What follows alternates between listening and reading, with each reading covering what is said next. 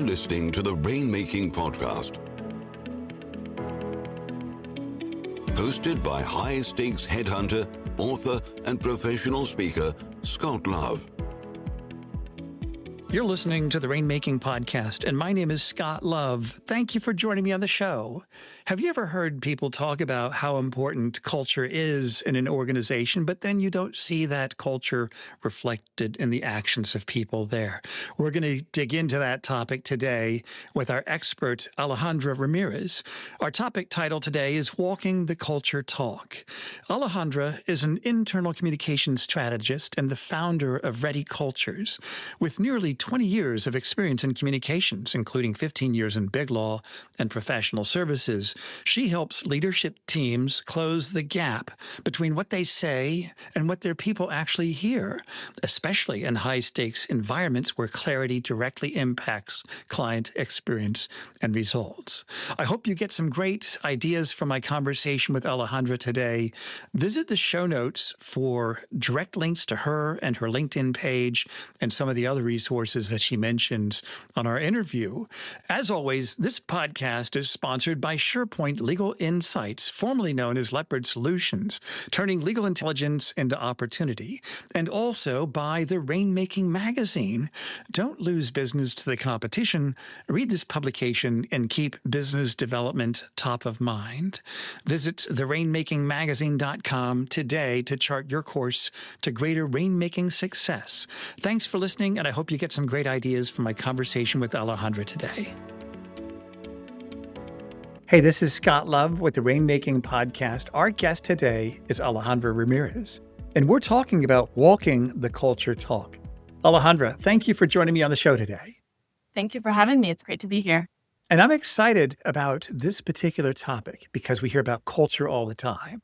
When I'm working with law firms about recruiting, they talk about we've got great culture. Everybody's got great culture, but I don't think people are really walking that culture talk. So tell me this, how would you define that? What does it mean when we say that somebody is walking the culture talk? How would you define that? That's a great question. And it's something that I see pretty regularly. I would say that to take a quick step back, what I see often is companies, law firms, is where my background is in. I saw that often when I was in-house, but I also see it in other industries as well, which is companies will list values and send out some kind of email about, here's the new values for the year, here's our new plan with our values. But then none of the actions that they take match those values.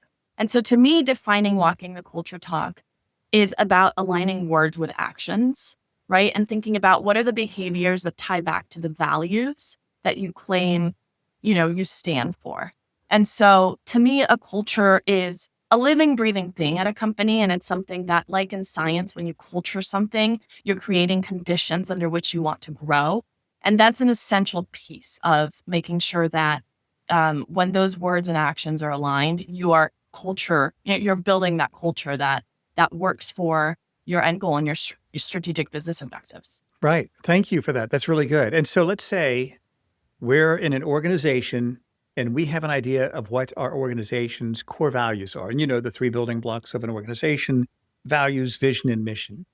And what's interesting I found is that, at least in the legal world, they might have an idea of what our values should be, but it might not be really articulated among the partnership or the associates. They just haven't really brought that front and center. How do you think a law firm or professional services organization's leader can really get everybody on board with what these values are? I would say you need to start by essentially auditing what the values are and which behaviors exist at the law firm or organization that match those. And what I mean by that is, if you have a value that says that you are incredibly collaborative and broad collaboration, then you need to be checking if that's in fact what's happening. And you look at that and say, okay, what does cross-selling look like at a law firm, for example? Is your tax practice speaking to your finance practice because maybe there's opportunities to cross-sell for clients? Are you, sharing information about one client that might help work for another client, for another, case? And also thinking about, and that's just collaboration as an example. Right. If you claim that you're transparent, are you sharing that information to your BD team who is trying to find opportunities to target more business? So I would say starting by auditing is one of the most important things to make sure if there is alignment. Yeah. That to me is one of the most essential steps. And have you seen organizations actually audit? They actually audit their culture within their firm. Yes, I have actually. And I think the ones that do it best have a really strong strategic executive team that isn't just practicing, law and helping clients, which is a really important piece. But that executive team has people looking at the strategic objectives and looking at how those tie to the client work. Yeah, that's interesting. And then how do you think leaders can really get everybody on board with their culture? Let's say somebody's leading an organization and they've audited their organization and they've found that they've got some strength and some deficits in certain areas, but they really want the organization to strive more to fit in within that value system, or at least they want their behaviors to follow that. How do you think they can get everybody on board? So my background is in communications. I am a word person. I love communicating. I love explaining. I love understanding why things are the way they are. And to me, a big piece of that is you need to communicate clearly. I think a big mistake I see often is that leaders assume that because they said something, people are just going to go off and do it or understood it.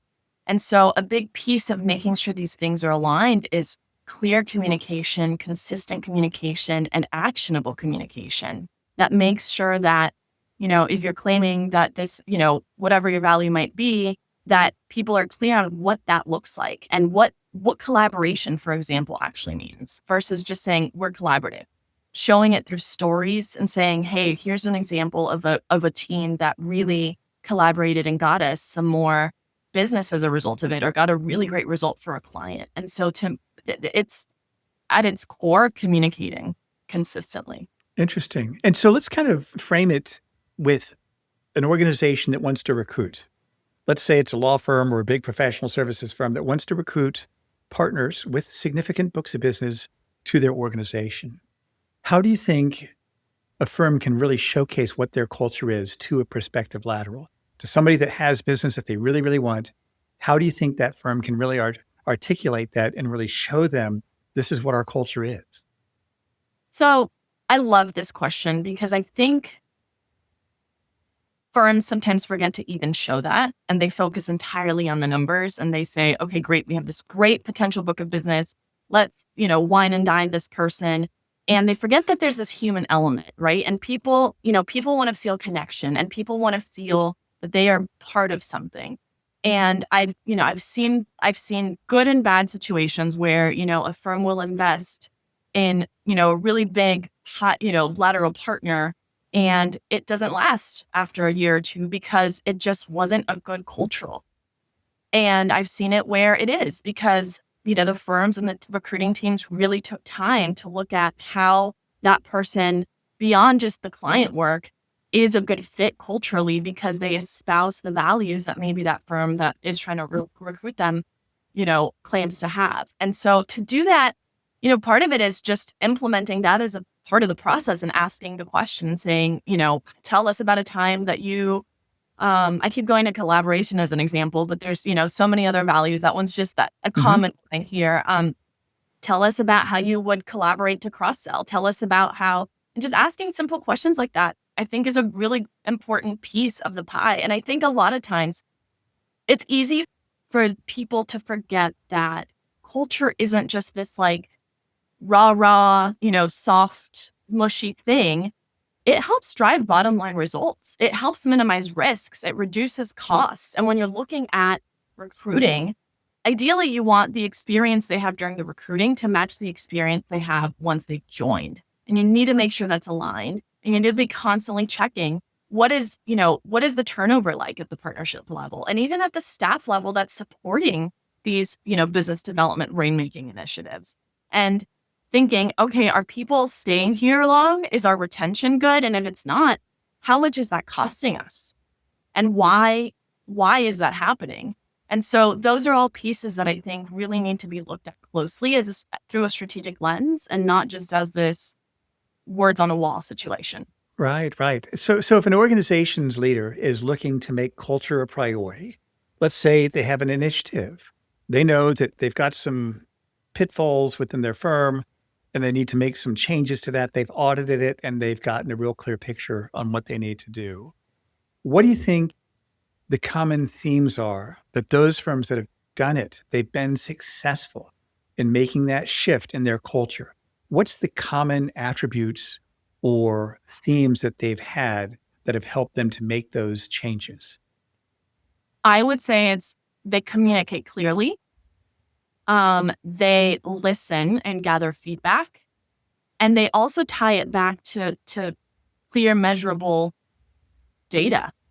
Because those three things help show a full picture of whether something is working or not. Communication only works if it's a conversation. If you're just throwing information out there and people are receiving it, but then you're not asking for input, you're not going to get very far because you're just basing decisions on assumptions. And so those three things to me, I think, are the most important piece to making sure an initiative is successful. It helps ensure alignment. It helps ensure that people are bought in. I mentioned, communication as a big piece of that. I have a worksheet I use or a framework that I refer to as a 3H framework, which stands for head, heart, and hands. And I always encourage leaders when they are communicating information, in the case you mentioned where there's some initiative that they're trying to roll out because they're adjusting something that wasn't working, you need to be able to communicate the head, which is, what are the facts that people need to know?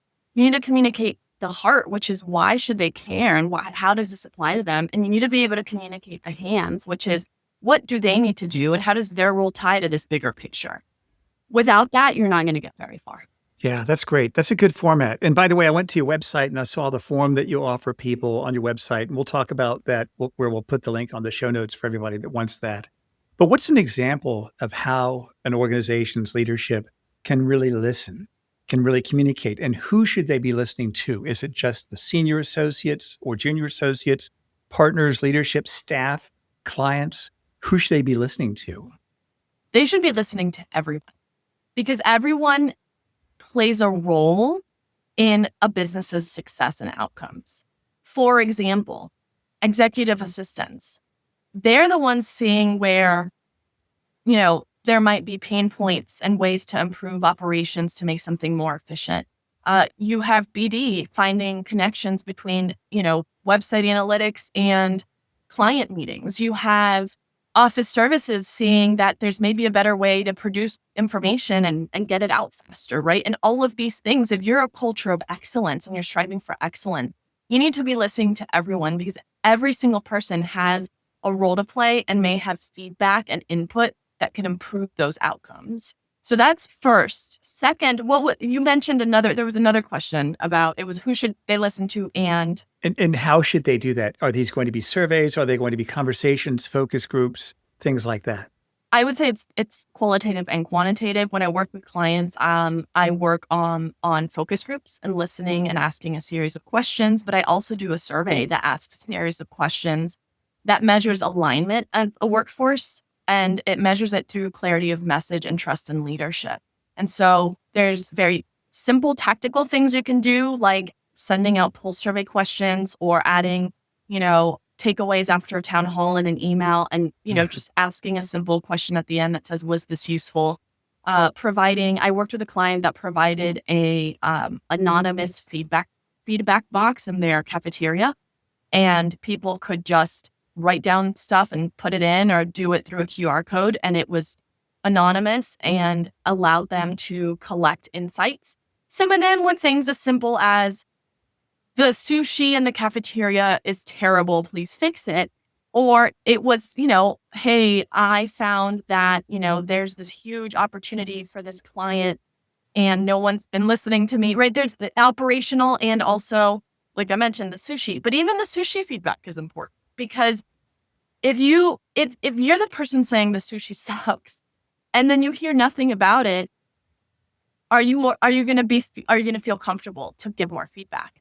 Yeah. And so if you can improve the sushi, or at least say, hey, we heard that some of you aren't happy with the sushi, we're doing our best to improve that, people are going to feel heard.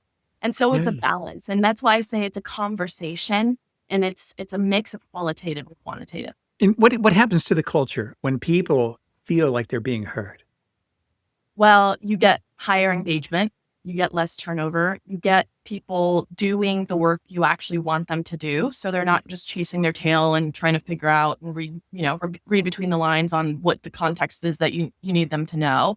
And all of that improves performance. It improves retention. I mentioned earlier, risk and cost are big factors, right? If people are more engaged in doing the work they need to, they're not wasting time on work they shouldn't. That's money right there that you are saving. If you have high performers who have incredible institutional knowledge and feel engaged, they're less likely to leave. And if they do leave, that's high risk right there, because that takes time to replace, drags performance, and all of those factors cost money. Yeah, wow.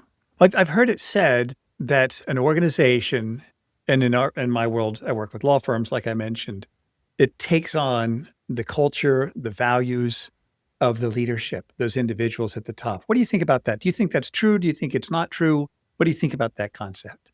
Oh, absolutely. I think law firms are also unique in that their structure is a partnership model. So this idea of a leader, even though you may have a managing partner, partners obviously are seen as, the senior most leaders, and people look to them for guidance. And how they communicate and how they act is how people are going to read the room and feel like they can either trust or not trust. Yeah. And I've seen many different personalities. I've seen some lawyers who are phenomenal and larger than life and connecting with everyone. And, how are you? How was your trip? How's this? How's that? And I've seen, some partners who are maybe just happy at their desk working and don't maybe think about checking in with their teams. And it doesn't necessarily mean it's intentional that they're, not checking in, but it's just not in their nature. And if people don't feel like they're being heard by their leader, it's not going to go very far. Yeah, that's right. I've had some firms that reach out, well, we've got some retention problems. We want you to recruit for us and help us solve that. And I'm like, you don't have a recruiting problem. You've got a leadership problem. And it's really at the core. So it's something I learned when I was a young man, a young naval officer. Here I am. I've got sailors. They were really tough sailors. And I'd tell them this is what we're doing. And they'd sometimes, I wouldn't say talk back, but they would tell me, sir, what about this? And I'm like, listen, I heard you. We're not doing that. But I gave them permission to talk to me, tell me about it. I heard you. We're not doing that. This is what we're doing. But I heard you. And I think just by them knowing that I took the time to listen to them, this is my command, but I want your input. Okay, I heard you. We're not doing that, but we're doing this. I think that really helped us grow in trust. And I see that in legal organizations and other large professional services firms too, where if you do have that trust and that communication, then people don't want to leave. They don't want to leave. I have so many thoughts. Tell me about that. I'm concise. So interesting. You mentioned the Navy, and I did a talk recently in front of a group of M&A professionals about the importance of soft skills in leadership and deal negotiation. And as I was doing the research, I found that the term soft skills was actually coined in the late 60s by the U.S. Army to differentiate between skills requiring heavy machinery and skills requiring people management, the latter being the soft skills. And I think in the services industry, especially, when your people are your product, those soft skills are even that much more important to get right, because those people are the ones that are selling your service and selling your brand. And if you can't get that piece right, you're not going to do as well as some of your competitors. That's one. And you mentioned this idea of trust and, feeling heard. I have this example that I always think back to, which sort of showcases this idea that people don't necessarily have to agree with you, but they have to trust you. And I remember when I was in-house, I was working with a very senior leader on rolling out a new initiative. And it was a fairly straightforward initiative, maybe a little contentious for some people because it required change, and people resist change if they don't feel like it, like they're bought in on it. And this leader sent out an email about it. It was the first of many he ultimately sent. And someone replied to him and said, I don't agree with this. This is terrible. Why would you do this? It was this whole, diatribe of emotions. And this leader came to me and said, well, I don't know what to do with this. I don't agree with this person, and I don't think I'm going to reply. And I remember saying to him, this is a huge opportunity for you to build trust, because if you don't reply, it's going to tell that person that you don't care about them. And you don't have to agree with them, and you don't have to change your decision, but you do have to let them feel heard. I recommend you reply. So he did. And I forget what the email said. It said something like, thank you so much for your input. I really appreciate your take on this. I'm standing by my decision, but please always feel free to send your feedback, and I welcome the conversation. And that person ultimately replied and said, thank you so much. I didn't think you were going to reply. And the person who had sent the email was someone, fairly junior, mid-level staff person. And I think probably was like, the senior lawyer is not going to ever get back to me. Like, he doesn't know who I am, but he did. And that created a lot of trust. And it was a ripple effect, because I'm sure that person said, oh my gosh, this person got back to me and I felt so heard. And I feel like I'm part of this culture and this organization.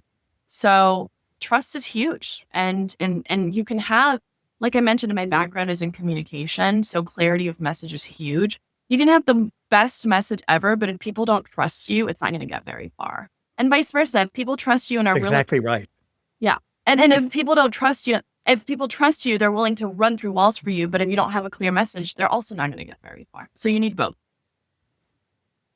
And I found what you've said, and we could take that in all different types of context, political context, where I don't agree with this leader's policies, but I feel heard and I trust that person. And I think, I don't want to go political, but I think that, I think in the world today, going back to the banking crisis, 2008, I think that was the beginning of the end of trust in our society. And I think those in professional services organizations and other organizations have a chance to really build on that, not build on that, but really to claim that trust. Absolutely. By choosing how to live. And after my ship tour, on my shore duty tour, I actually was a leadership trainer, because the Navy in the early 90s had an initiative called Total Quality Leadership, derived from Total Quality Management, because they realized that some of the traditions in the Navy at that time were not healthy traditions. So they had to have a sweeping change. So I was on the front line of teaching people how to think. And I take those experiences when I got into legal. I realized that, wow, I'm not an ex-lawyer. I don't have any preconceived ideas. And this industry is kind of messed up. And there's just not an emphasis on leadership development. And the things that you're talking about, these are important skills, but it's not rocket science. But you got to have self-awareness. You can't admit that you don't know everything. You have to admit that there are things you can grow in. And so I think those leaders in significant roles need to have that self-awareness and really admit that they need to learn and improve in these skills, and have people like you in their back pocket to help them see the blind spots that they themselves don't see in their organizations. And I'm sure that, we're kind of running out of time here. I want to have you back on the show. I had some other ideas and things I want to talk about, like what you mentioned. How can we take these soft skills and help people in their M&A transactions? And so we can kind of have you back on the show and talk about that. But I want you to kind of tell us 3 action steps, Alejandra, any 3 action steps that people can really start on to implement some of these ideas that you've shared with us today. So this has been fun, by the way. I could talk for days. So happy to be back and tell you all about my thoughts on M&A, because there's lots of insights I found when I was researching that. The 3 actions that I think people should start with are, first and foremost, start by listening and asking questions and leading with curiosity, because you don't know what you don't know. And having that mindset of asking those questions and listening is a great starting point to understand where the gaps are. Mm. Secondly, I would say audit your operation, what I call your operational system of, communication, and, how are you communicating? What are you communicating? What are the tools you're using? And how are you measuring that information? And it sounds very tactical, but it's a really important piece to help advance your message and narrative. And if you don't have a really solid framework for that, it's going to fall apart. And third, I would say, think about culture as a verb instead of a noun, and think about it's not this static thing that you just say, yeah, we have a shared set of beliefs. And instead think about it as, what can I constantly be doing to create these conditions under which I want things to thrive or not thrive? That's insightful. I've never heard that before. Think of culture as a verb, not a noun. That's great. Well, Alejandra, tell us about your offerings, what you do, what do you have that you'd like our listeners to know about, and then talk more about that document that people can access on your site. The Sure. what was the 3H worksheet. Absolutely. So my background is in law firms, which I know you said in the intro, but about 3 years ago, I launched my business, Ready Cultures, and it focuses entirely on internal communications and culture alignment. So I help organizations bridge the gap between what leaders say and what employees actually hear and do. And that's usually a really important gap if you want to succeed as a business. And I find that primarily people come to me during major transformations, whether it's a merger, digital transformation like AI implementation, or just major growth. So that's how I help. And I come in and do assessments. I do build outs and implementation and narrative and training for leaders.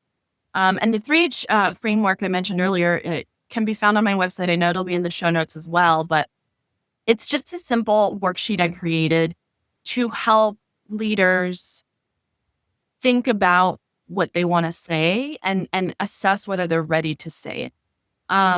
You don't have to have all the answers to communicate, but you do have to address the 3 H's, which are the head, the heart, and the hands. And the head is, what are the facts, right? If you're making changes to something, what is that change, right?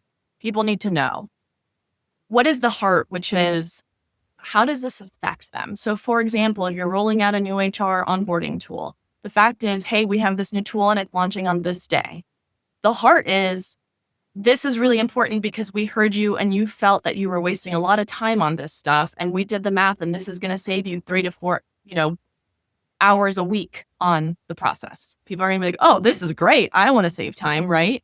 And the third is hands, which is, what do they need to do next with this information? And in the example I gave, it's click on this video training and do it before this date so that you can be up to speed on the tool, more information to come. It's that simple, but I don't think people realize those 3 things really need to be addressed to really have people feel like what they're reading or hearing is relevant to them. This is all great content, Alejandra. And everybody listening, we will put all of Alejandra's contact info on the show notes. Go there, and then also the link to get the 3H worksheet, which looks really interesting. Alejandra, thank you for being here today. Like I mentioned, I'd love to have you back on the show in the future. Great job today, and I really appreciate you sharing your wisdom with us today. Thanks for having me. Thank you for listening to the Rainmaking Podcast. For more information about our recruiting services for international law firms, visit our website at attorneysearchgroup.com. To inquire about having Scott speak at your next convention, conference, sales meeting, or executive retreat, visit therainmakingpodcast.com.